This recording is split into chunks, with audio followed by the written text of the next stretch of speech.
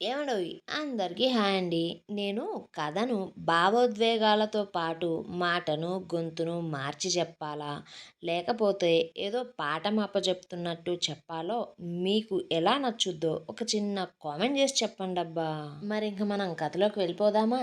కావేరి విజయకు, వెంకట్‌కు పెళ్లి జరిపించాలని చెప్పిన నిర్ణయంతో అందరూ సంతోషించి వారిని పెళ్లికి ఒప్పిస్తారు. 3 రోజులలో పెళ్లి జరగాలని, తరువాత మూడమని పెళ్లి ఏర్పాట్లను మొదలుపెడుతూ షాపింగ్ చేసుకుని తిరుగు ప్రయాణం అయ్యి ట్రాఫిక్ సిగ్నల్ దగ్గర సిగ్నల్ కోసం ఎదురు చూస్తుంటే కావేరి వాళ్ళ కార్ మీద కొంతమంది మనుషులు గన్ షూట్ చేయడం కోసం చూస్తుంటే ఆ విషయం తెలిసిన రాజ్ వారిని కాపాడడం కోసం కుదిరినంత వేగంగా వెళుతూ కావేరికి కాల్ చేయగా రాజ్ కాల్ తీసిన వెంటనే కావేరి మొదట మాట్లాడబోయే లోపే అతనికి ఫోన్ నుండి షూట్ చేసిన శబ్దం వినిపిస్తుంది. దాంతో ఆ శబ్దం విన్న కారులో ఉన్న వారందరూ భయంతో గట్టిగా అరుస్తున్నారు. కావేరి కూడా కంగారు పడి అరిచి రాజ్ అంటూ రాజ్కి విషయం మొత్తం చెప్పగా రాజ్, కావేరి నువ్వు కంగారు పడకు, మన కార్స్ బుల్లెట్ ప్రూఫ్ కాబట్టి టెన్షన్ పడకు అంటూ చెప్పి కావేరితో ఫోన్ని స్పీకర్లో పెట్టించి కార్ని వెంటనే అక్కడి నుండి మూవ్ చేసేయండి అంటూ డ్రైవర్కి ఇన్స్ట్రక్షన్ ఇచ్చాడు. దాంతో కావేరి వాళ్ళ కార్స్ అన్నీ మూవ్ అవుతున్నాయి. ఆ శబ్దాలు విన్న అమ్ము భయంగా కావేరిని కరుచుకుని పోతే భావన, విజయ ఒకరి ముఖం ఒకరు చూసుకుంటూ ఉంటే కారులో ఉన్నవారు భయంతో వణికిపోతుంటే కావేరి వెంటనే అందరూ కార్ సీట్ హ్యాండిల్స్ని పట్టుకొని సీట్ బెల్ట్స్ పెట్టుకోండి అంటూ చెప్పింది. అక్కడే ఉండి అదంతా చూస్తున్న జయ, పూర్ణారెడ్డి తలలు పట్టుకొని వారి ప్లాన్ మళ్ళీ తలకిందులు అయ్యిందని భూపతికి ఫోన్ చేయగా భూపతి వారు చెప్పిందంతా విని నేను ఇది ముందే ఊహించా. ఎందుకు మీరు అంత భయపడుతున్నారు? ఇవి ఎంత బుల్లెట్ ప్రూఫ్ అయినా సరే ఒకే చోట పదే పదే బుల్లెట్స్ తగిలితే మనుషులు చావక ఏం చేస్తారు? ఈసారి నేను పక్కా ప్లాన్తోనే ఉన్నా అంటూ చెవిలో ఉన్న మరో ఫోన్ బ్లూటూత్తో ప్లాన్ 2ని అమలు చేయండి అంటూ చెప్పాడు. భూపతి అలా చెప్పగానే కావేరి వాళ్ళ కార్ని ఫాలో అవుతున్న 2 కార్లతో పాటు మరొక 4 కార్లు కలిసి మొత్తం ఫాలో అవుతున్నాయి. అలాగే ఆ కారులో ఉన్నవారు కావేరి వాళ్ళ కార్స్ని పదే పదే షూట్ చేస్తూ ఉన్నారు. అదే విషయాన్ని కావేరి రాజ్కు ఫోన్లో చెప్పింది. కావేరి మాటలు విన్న రాజ్కి ఆ ముసుగు వ్యక్తి ప్లాన్ అర్థమయ్యి ఒక నిమిషం బుర్ర పనిచేయడం మానేసింది. ఇంత త్వరగా వాడికి కొన్ని క్షణాల వ్యవధిలోనే విషయం ఎలా తెలిసిపోయిందో, వెంటనే రెండో ప్లాన్ ఎలా వేశాడో అనుకుంటూ ఏం జరుగుతుందో అంటూ మనసులో ఊహించుకుంటూ మొదటిసారి రాజ్కి భయంగా అనిపిస్తుంది. తన శత్రువులు ఒకే సమయంలో తన వారందరి ప్రాణాల మీద ఇలా అటాక్ చేయడం అతనికి చాలా బాధగా, గిల్టీగా కూడా అనిపిస్తుంది. ఇప్పుడిప్పుడే దగ్గరవుతున్న భార్య, పెళ్లి పీటలు ఎక్కవలసిన విజయ, ప్రపంచమే చూడని 4 ఏళ్ల పాప, ప్రాణంగా పెరిగిన చెల్లి, అమ్మ తరువాత అమ్మ అయిన పిన్ని ఇలా ఒక్కసారిగా అందరూ గుర్తుకు వచ్చి కావేరి అంటూ కష్టంగా రాజ్ పిలవడంతో కావేరికి రాజ్లో ఆ నెమ్మదితనం, రాజ్ అసహాయతగా, నిస్సహాయతగా అనిపిస్తూ వినిపిస్తూ ఉంటే ఎందుకో ఆ క్షణంలో కావేరికి ఆ మాట కోపం తెప్పించి తన భర్త ఓటమిలా అనిపించింది ఆమెకు. దాంతో రాజ్ నువ్వు భయపడకు, మాకు ఏమీ కాదు అంటూ రాజ్తో వారి ముందు వెనక ఉన్న కార్ డ్రైవర్స్ నంబర్స్ని కూడా కాల్ కాన్ఫిడెన్స్లో పెట్టమని చెబుతూ ఇప్పుడు కావేరి వాళ్ళ దగ్గరకు ఎంతసేపటికి సెక్యూరిటీ చేరుకుంటుందో అంటూ కావేరి అడుగుతూ రాజ్కు ఆమె ఉన్న ఎగ్జాక్ట్ లొకేషన్ పంపి రాజ్ ఈ లొకేషన్కి ఎక్కడైనా ఎక్కువ ప్రదేశం ఉండి అలాగే తక్కువ జనం ఉండే స్థలం ఎక్కడుందో ఈ లొకేషన్కి దగ్గరలో చెప్పు, ఈ డ్రైవర్స్తో మమ్మల్ని అక్కడికి తీసుకువెళ్ళమను అంటూ చెప్పగానే రాజ్ ఆ ప్రదేశాన్ని డ్రైవర్కి చెప్పి కార్స్ని అటువైపు తీసుకుపోమన్నాడు. భూపతి మనుషులు కార్ రూట్ మారినా కూడా కావేరి వాళ్ళ కార్స్ని వెంబడిస్తూనే ఉన్నారు. అప్పటికే వారి ఒక్కొక్క కార్‌కి సుమారు 30 బుల్లెట్ల పైనే షూట్ చేశారు. ఆ శబ్దాలను రాజ్ వింటూనే మరొక దారి లేక కావేరి చెప్పినట్లుగానే నమ్మకంతో చేస్తున్నాడు. కావేరి, మన సెక్యూరిటీ ఇంకొక 30 నిమిషాల్లో మీ దగ్గరుంటుంది. నేను కూడా వీలైనంత వేగంగా వస్తున్నా అంటూ రాజ్ చెప్తూ ఉండగానే కావేరి వాళ్ళ కార్స్ ఊరి చివర ఒక గ్రౌండ్ లాంటి ప్రదేశానికి చేరుకున్నాయి. భూపతి మనుషులు కూడా ఆ పెద్ద ప్రదేశంలో క్లియర్‌గా కార్స్ కనిపించడంతో వాటి మీద ఫైర్ చేస్తూనే ఉన్నారు. ఆ శబ్దాలను వింటుంటే రాజ్ ఈసారి మరికొంచెం భయంగా, కావేరి, అసలు నువ్వు ఏం చేయాలనుకుంటున్నావు? అది ఎంత బుల్లెట్ ప్రూఫ్ వెహికల్ అయినా సరే అన్ని సార్లు ఒకే చోట బుల్లెట్ తగిలితే కష్టం కావేరి అంటుంటే, కావేరి వారి కార్ డ్రైవర్స్‌కి ఇన్‌స్ట్రక్షన్స్ ఇస్తుంది. చూడండి, మీరందరూ బాగా స్కిల్స్ ఉన్న డ్రైవర్స్ కాబట్టి మేము కార్ సీట్ బెల్ట్స్ పట్టుకొని, అలాగే కార్ హ్యాండిల్స్‌ని కూడా గట్టిగా పట్టుకొని ఉంటాం. నా చెయ్యి గురించి మీరు ఆలోచించకండి. ఒక్క క్షణం కూడా కార్స్‌ని ఒకే చోట ఉంచకుండా వీలైనంత వేగంగా మా కార్ ఏదో ఏంటో వాళ్ళకు అర్థం కాకుండా చాలా ఫాస్ట్‌గా రౌండ్స్ కొట్టించండి. ఇంత వేగంగా కార్స్ ఉంటే ఒలింపిక్‌కి వెళ్ళిన షూటర్ అయినా సరే, వాడి నాన్నైనా సరే, వాడికి అసలు ఒకే చోట కాల్చడానికి గురి కుదరదు. కమాన్ హరీ అప్ అంటూ డ్రైవర్స్‌కి చెప్పేసి రాజ్, వీళ్ళు కిరాయి రౌడీలు. మహా అయితే ఒక్కొక్క మనిషి దగ్గర 2 గన్స్, కొన్ని స్పేర్ బుల్లెట్స్ ఉంటాయి. ఈ చిన్న గన్‌తో వీళ్ళు గురిపెట్టి కాల్చడం అంత సులువు కాదు. అవేమీ AK-47 ఏం కాదు కదా అంటూ చెబుతూ, నువ్వు కంగారు పడకు, ఎవ్వరికీ ఏమీ కాదు అంటుంటే రాజ్ దిగులుగా, కావేరి, నీ చెయ్యి ఇప్పుడిప్పుడే తగ్గుతుంది కావేరి. కానీ ఇప్పుడు అంటూ మాటలు ఆపేయగానే కావేరి రాజ్ చెప్పబోయేదాన్ని అర్థం చేసుకుంటూ, రాజ్, నాకేమీ కాదు.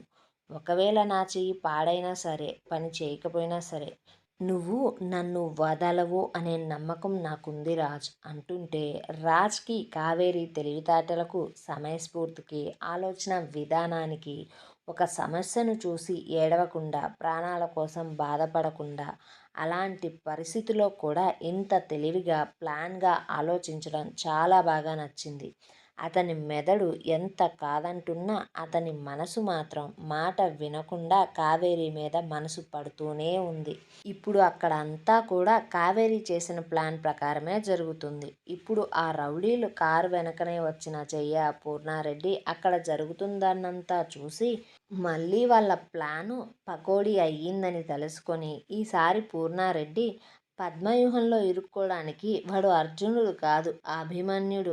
ఏ నక్షత్రాన పుట్టాడో గాని యమపాశానికి అస్సలు చిక్కడం లేదు, కనీసం ఎవరిని కూడా చిక్కనీయడం లేదు అంటూ పొగడక తప్పలేదు. ఆ మాటలను విన్న జయ, చూసావా, ఎప్పుడు వాణ్ణి ఎందుకు పొగుడుతావు అంటావు కదా నన్ను.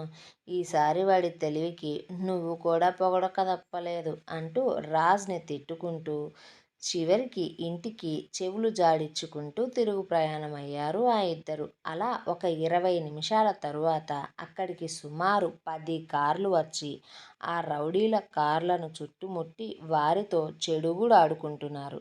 ఇంతలో రాజ్ రానే వచ్చేశాడు. రాజ్ రావడంతోనే పక్కనే ఉన్న గర్డ్ చేతిలో గన్ తీసుకుని కోపంగా ఇద్దరి రౌడీల కాళ్ళకు చేతులకు షూట్ చేస్తుంటే కావేరి అప్పటికీ ఫోన్ లైన్లోనే ఉండడంతో కారులోనే ఉండి, రాజ్, ప్లీజ్ వాళ్ళని చంపకు, కానీ చావు భయాన్ని చూపించు. వాళ్ళను పంపిన వాడికి చావునే చూపించు. ఆడవాళ్ళమని చూడకుండా, నిండా 4 ఏళ్ళు కూడా లేని పాప ఉంది అని కూడా చూడకుండా ఇలాంటి దారుణం చేసేవారికి బ్రతికే హక్కే లేదు. బిజినెస్లో ఏమన్నా గొడవలు ఉంటే మగాళ్ళు చూసుకోవాలి. ఇలా ఆడవాళ్ళను మధ్యలోకి తీసుకుని వచ్చిన వారిని కనీసం నపుంసకులు కూడా అనకూడదు. ఎందుకంటే వాళ్ళు శక్తి రూపం అంటూ అతనితో ఏదో ఒకటి ఫోన్లో మాట్లాడుతూనే ఉండి అతని కోపాన్ని తగ్గించి రాజ్ని కొంచెం శాంతిపరిచి ఆ మనుషులను ప్యాక్ చేయించేసింది. రాజ్ అక్కడికి వచ్చి కారు దిగేటప్పుడే తనంతట తాను కారు దిగండి అని చెప్పేదాకా వారిని కారు దిగొద్దని చెప్పాడు.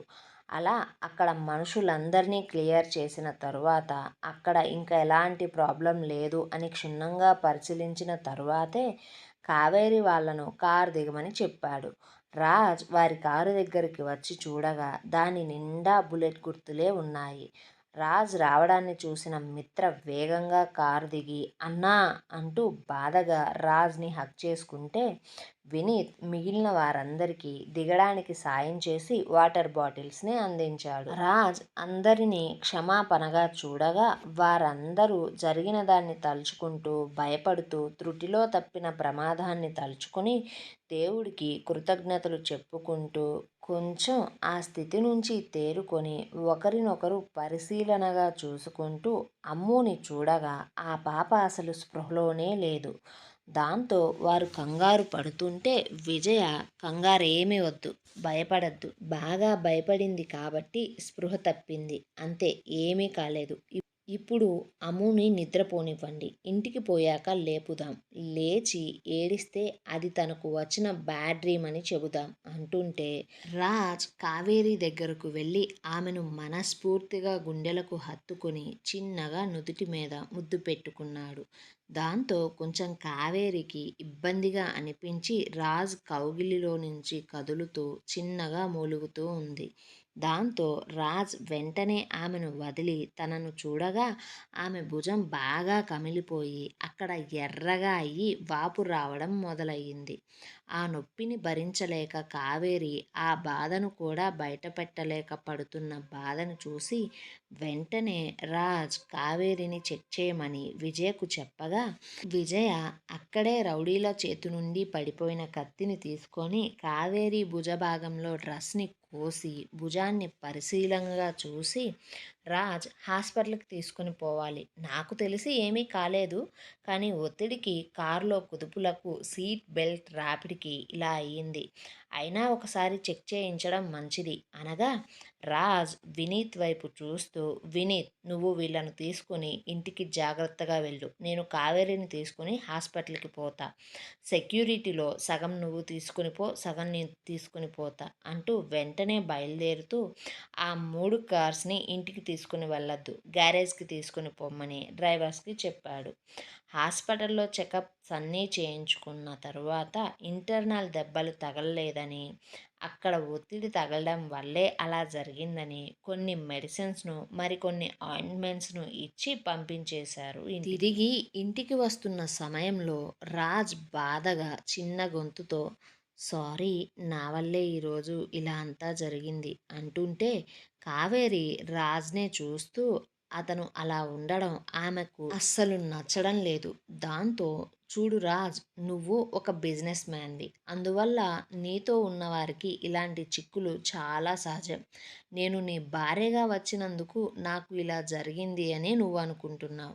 ఒకవేళ నన్ను అడుక్కునేవాడికి ఇచ్చిన డబ్బులు పంచుకునే దగ్గర గొడవలు, రైతులకు ఇచ్చిన పొలాల గట్ల దగ్గర గొడవలు, ఆడవారికి ఇల్లు వాకిళ్ళ దగ్గర గొడవలు, అన్నదమ్ములకు ఆస్తి పంపకాల దగ్గర గొడవలు, చివరికి పెంపుడు కుక్కల దగ్గర కూడా ఇలా ఎక్కడైనా సరే ఈ రోజులలో హత్యా ప్రయత్నాలు చాలా మామూలుగానే జరుగుతున్నాయి. కాబట్టి నువ్వు వాటి గురించి అస్సలు ఆలోచించకు అంటూ మళ్ళీ ఏదో ఒక విషయాన్ని లేవనెత్తి రాజ్ని డైవర్ట్ చేసేసింది.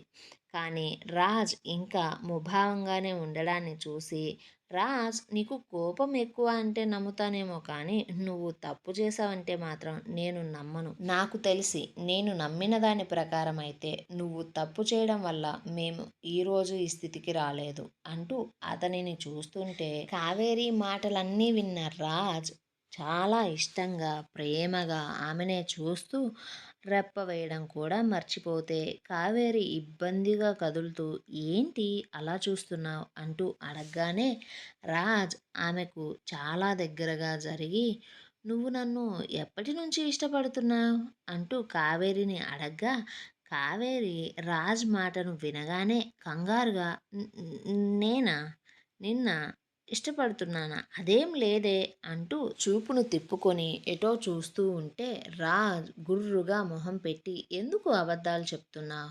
మరి నా గురించి ఇంత మంచిగా చెప్తున్నావు కదా! దీని సంగతేంటి? అనగానే కావేరి చిన్నగా నవ్వుతూ నేను నీ గురించేం చెప్పట్లా. మా అత్తయ్య పెంపకాన్ని మెచ్చుకుంటున్నా అంతే అంటూ మాట మార్చేసింది. వారి ఇద్దరి మాటలతో, మనసులోని భావాలతో దగ్గరవుతూ సంతోషంగా ఇంటికి చేరుకుంటే, ఇంట్లో వాతావరణం చాలా వాడివేడిగా ఉందబ్బా! జయ గట్టిగా రంకెలేస్తూ ససేమిరా ఈ పెళ్లి జరగదంటే జరగదు అంటూ అందరి ముందు అరిచేస్తూ, విజయ మీద ఎగురుతూ అందరి నోర్లను మూపిచ్చేస్తుందబ్బా! ఏమండోయ్! మరిప్పుడు మన విలన్ బ్యాచ్ ఏ ప్లాన్ చేసి పెళ్ళిని ఆపాలని చూస్తున్నారు? మరి మన హీరో, హీరోయిన్ ఆ పెళ్ళిని ఎలా చేస్తారు తెలుసుకోవాలా? మన ఛానల్‌ని సబ్స్క్రైబ్ చేసి, ఈ వీడియోని లైక్ చేసి, కథ ఎలా ఉందో కామెంట్ చేయండబ్బా!